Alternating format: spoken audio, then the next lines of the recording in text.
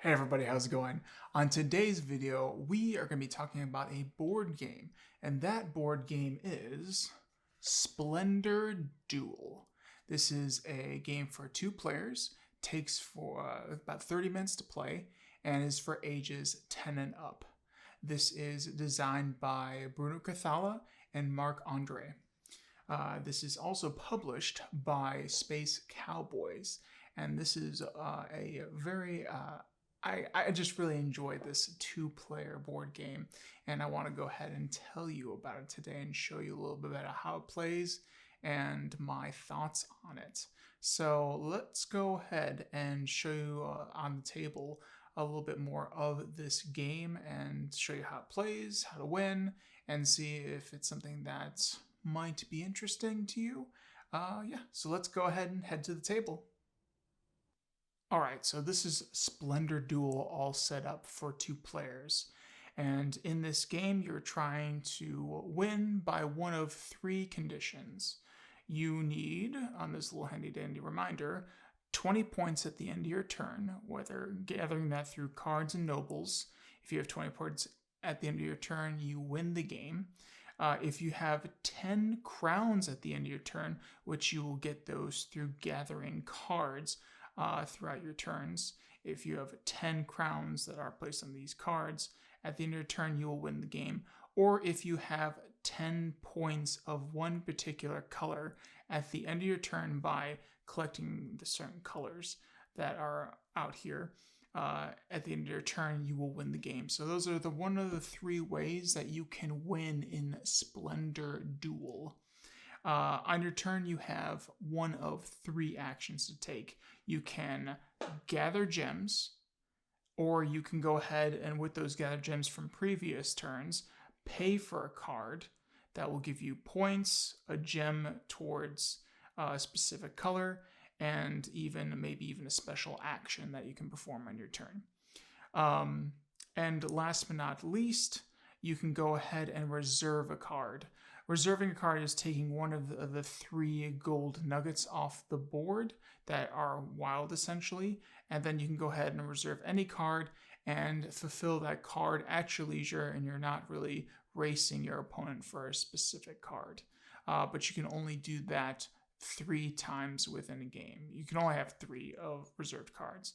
Once you pay for that card, then you go ahead and you can reserve another card, as long as there is a gold nugget on the board and you haven't already reserved 3 cards that aren't currently fulfilled.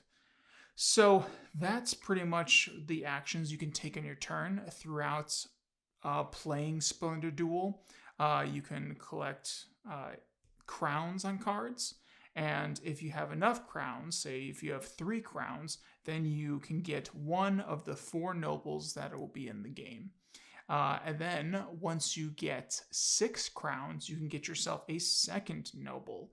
And also, if you ever get 10 crowns, like I was saying earlier, and have that at the end of your turn, you will win the game, because that is one of the winning conditions, is having 10 crowns on the cards that you've gathered throughout the game. I really do like the back and forth that Splendor Duel offers. I'm a big fan of the previous game. That kind of, just Splendor in general. There was before the Duel version, just straight Splendor, which it plays sort of similarly. And also throughout the game, you'll be picking up gems by going from it's just 3 in a row. So you can get these 3, or these 3, and you can go through that and do it. And there can't be any spaces when you're going collecting gems. And as an optional action that you get to have at the beginning of your turn is if there's not enough, or you want more variety picked out, because once you collect gems and spend gems, they go back in the bag here. And to get them back on the board, you have to go ahead and, before your turn starts, acknowledge that, hey, I want to go ahead and refill the board. So you can go ahead and refill it, then take, but you have these privilege tokens that then you will give to your opponent. These privilege tokens will give you the ability at the beginning of your turn to take one of anything I don't know if it really includes the special ones, the gem, the pearls, or the gold. But you get to take one of the tokens off the board. But yeah, and you will keep playing until one of the three conditions is met. And whoever meets one of those three conditions is the winner of Splendor Duel. That is just a brief overview of how the game works. Nothing really terribly in depth, but I just want to give the viewers a feel of what Splendor Duel is. Let's go ahead and then get into my final thoughts and talk about what I liked about it and what I didn't like about it. So let's go ahead and do so. All right, so we're back. What I liked about Splendor Duel, my final thoughts on this game. I really enjoy Splendor, the game before this one, a lot. And I liked playing it with a lot of people, and I liked playing it with just the basic two-player. But in Splendor Duel, it just kind of like, I was a little afraid when I first heard about this board game that it was going to just be a two-player version of Splendor. But looking at and playing through it and seeing the things that they have switched up, like when you're placing the tokens back out onto the board, there's like a spiral line on the board, so you're kind of like not just placing them haphazardly. There's just like, it's a little bit structured, and when you're placing the tokens back out on there, and the abilities you get on the cards is a lot different from normal Splendor, because there are little abilities on certain cards, not all of them, but on certain ones, where you can pick up another gem, or you can go ahead and take another turn, or some other third thing. But there's some abilities on those cards, which I thought it spiced up the Splendor action that you can take on your turn, especially spice up the cards and the things that can be done throughout the game, which is interesting. Really enjoy this board game, and this is one that has stayed in our collection for a while now. I'm the only one that really likes Splendor as much, but my wife does enjoy it enough to where she'll play with me in this, and she has games that I don't really enjoy, but I will play with her. So we try to keep our collection to where we primarily play with the other, and so we don't want to go ahead and not have a game that the other is totally like not willing to play. But yeah, so this is a really good one. I really enjoy the back and forth. I really enjoy the kind of race to the end, and I really enjoy the different winning conditions.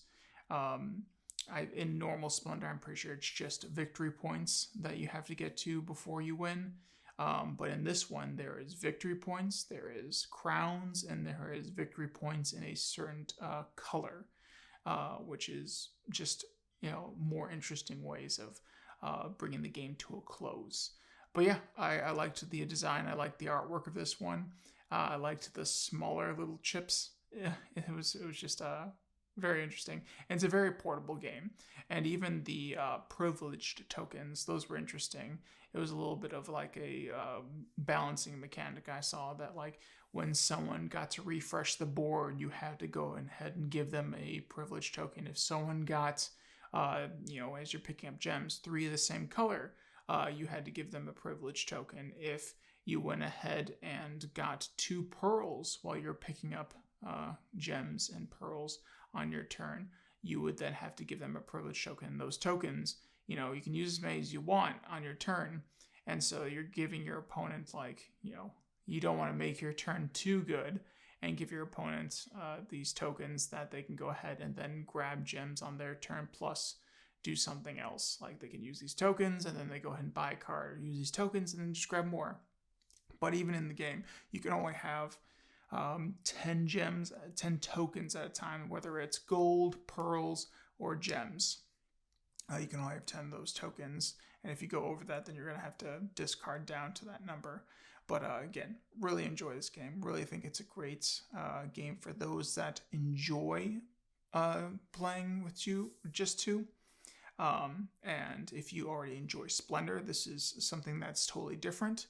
and that it's not just like, you know, a two-player version of Splendor. No, it's definitely something, its own separate game, and it's nothing like you're just, you know, playing a two-player version of the old game and they just made it new so they go ahead and sell you another game. No, Space Cowboys does. I really enjoy some of their games that they put out.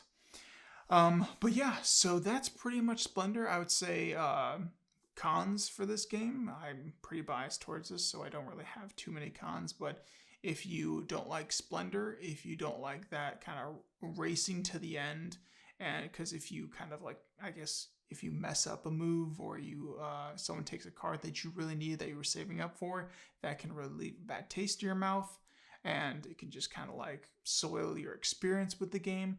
But again, I just love when, you know, you're playing and people snatch a card. You're like, okay, well, what can I do now? But some people really don't like when their plan gets shifted that much. But me, I just love it. I don't know what it is about Splendor and Splendor Duel, but I really enjoyed this game.